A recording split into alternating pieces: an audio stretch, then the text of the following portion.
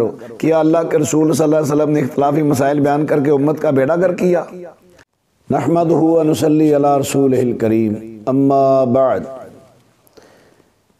नासिर मदनी अपनी एक तकरीर में बेबांगे दोहल आले हक उलमा का खूब रद्द कर रहा है। जरा इसके अल्फाज सुने। आज मौलवी नो इख्तिलाफी 87% उम्मत मुसलमान के मसाइल एक ने, सिर्फ 13% इख्तलाफ है। मौलवी उल्टी गिनती ना गिनो, 87 बयान कर लो, 13 नू बह के निबेड़ लो, 13 नू बयान करके पूरी उम्मत का बेड़ा गर्क मत करो। पहली बात जो उसने कही कि 87% मसाइल एक हैं तमाम फिरकों के और 13% इख्तिलाफ। एक जगह 3-4% का 4-5% कहता है और यहाँ पर 13% कह रहा है। चले 13% इख्तलाफी हैं, 87%। हालांकि इसके से पूछें कि अकायद में आए, अकायद में तमाम फिरकों को सामने रख लें और देखें कितना इख्तलाफ है। अकायद में 90% इख्तलाफ है, शायद इससे भी बढ़कर हो। अल्लाह ताला की सिफाते ज़ातिया में अहले हदीस का वही मौक़िफ़ जो कुरान और सुन्नत ने बयान किया। अहले हदीस के अलावा दूसरे फ़िरके इख्तलाफ करते हैं। सिफाते फ़ेलिया में अहले हदीस का वही मौक़िफ़ जो कुरान और सुन्नत ने बयान किया, लेकिन दूसरे फ़िरके यहाँ पर भरपूर इख्तलाफ करते हैं। इबादात में उसवे रसूल, इसमें अहले हदीस अल्हम्दुलिल्लाह मवाफ़िक हैं। अहले हदीस का वही तरीका जो रसूलुल्लाह इस्लाम का तरीका इबादात में, लेकिन इसमें भी 90% से ज़ायद दूसरे फिरकों वाले इख्तलाफ करते हैं।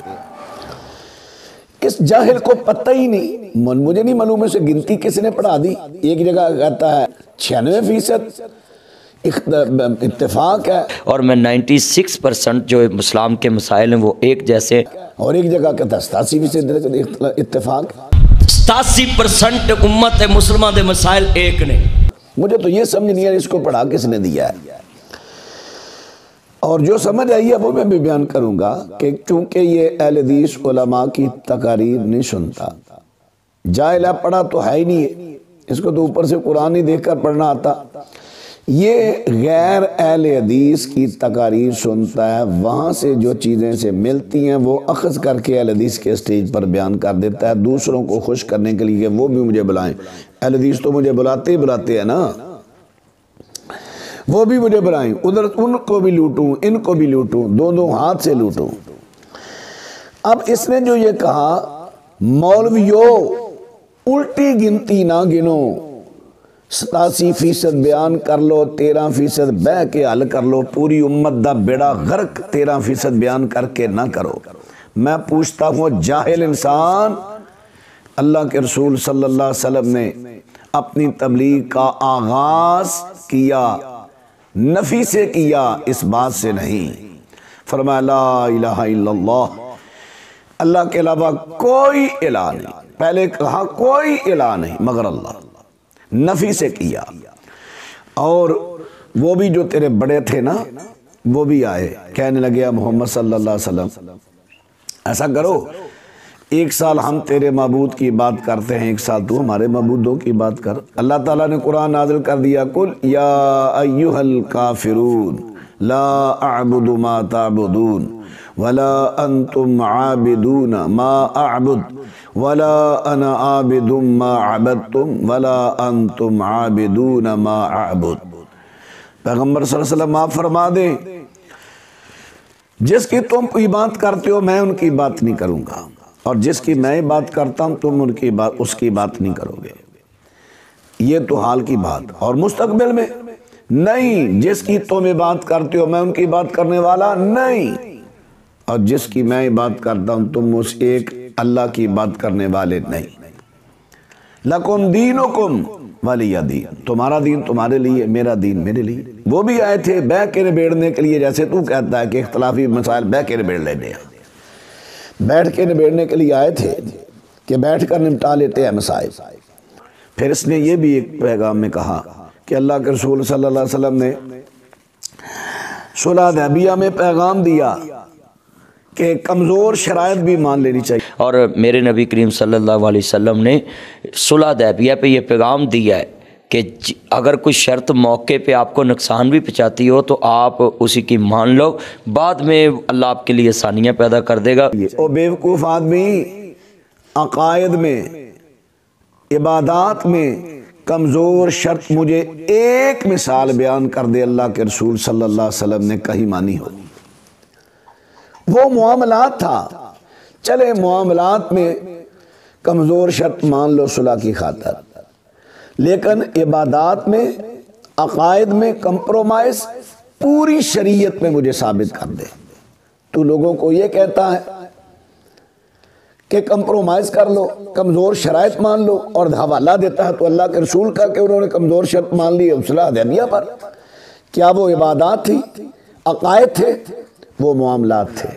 मामलात में आज भी किसी जगह आपको फ़ायदा नज़र आ रहा है कि यहाँ सुलह की ये फ़ायदा है, मामलात में ठीक है मान लो, कोई बात नहीं, कमज़ोर शर्त भी मान लो, लेकिन बात मामलात की और तू उसको बयान कर रहा है अकायद पर।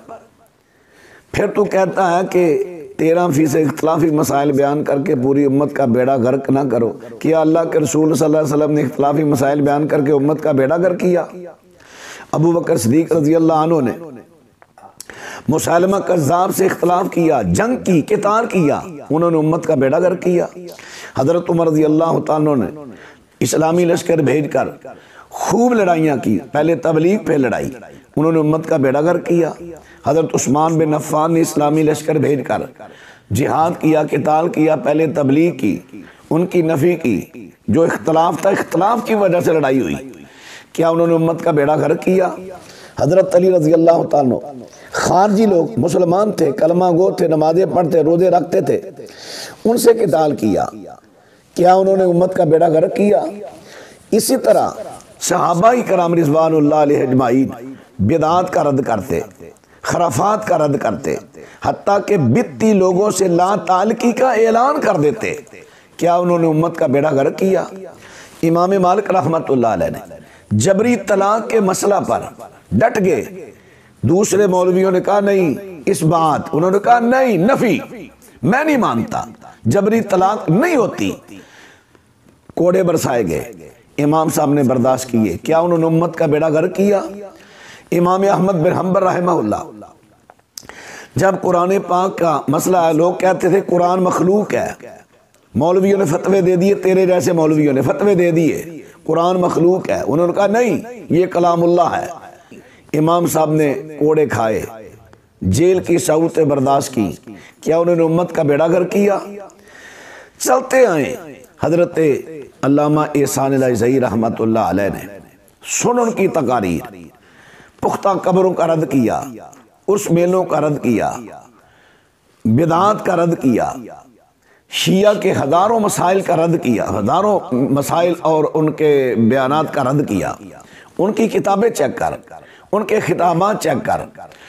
इसी तरह और उलमा, हज़रत यज़दानी रहमतुल्लाह अलैह शिरक का रद्द कर दे गए, खूब रद्द किया शिरक का, क्या उन्होंने उम्मत का बेड़ा गर्क किया? हाफिज़ अब्दुल्ला साहब रहमतुल्लाह अलैह शेखुपुरी, उन्होंने शिरक का रद्द किया, तौहीद बयान की सारी जिंदगी उस अल्लाह के वली ने, उन्होंने उम्मत का बेड़ा गर्क किया। तू कैसी बात कह रहा है? ये बावर करा रहा है तौहीद बयान करनी छोड़ दे, इख्तलाफी मसाइल छोड़ दे। हम इख्तलाफी मसाइल नहीं करते, इख्तलाफ वो करता है जो कुरान और सुन्नत से हट जाए। फिर कहता है कौम का मजाज इंज दा बनाता है जेड़ा मौलवी चार मसाला ला के 2-3 लोगों को हुजतां ला के लोगों को लगवियां गल्लां करके जाओ, पैसा भी ज्यादा, ओदे नारे भी ज्यादा। जुगतां तू करना है कि लोग कर देने? अड़ियां हुजतां दा माना जुगतां, तेरी तकरीर अंदर सबसे ज्यादा तेरी तकरीर में जुगते हैं। कार जावे कोई चटना भी चरखा कतना रजाइयां पादी मारने जी, पादी मारने जी, पादी मारने जी, पादी मारने जी, पादी मारने जी, मंजियां गंदियां करनियां, मंजियां गंदियां करनियां, मंजियां गंदियां करनियां, मंजियां गंदियां करनियां। बैठ जा पुत्र थले बह, तेन चूने लड़ते ने पेंटू, तेन चूने लड़ते ने पेंटू, तेन चूने लड़ते ने पेंटू। बह जा नीचे बैठ जा, अगे थोड़ा रुलिया तो होर रुल जाएगा। अर्ज करना चाह रहा ना। और ऐसी ऐसी जुगतें बेहुदा जो संजीदा आदमी सुनकर शर्मा जाए। इसलिए ये मक्कार है, ये अहले हदीस के मसलक व मनहज का दुश्मन है, इसकी धज्जियां उड़ाने वाला है। मैं अर्ज करूंगा खुदा के लिए अभी भी इसका साथ छोड़ दो, उस वक्त तक छोड़ो, बाईकाट करो जब तक ये मनहज अहले हदीस और मसलक के अहले हदीस पर पूरा गामजन ना हो जाए।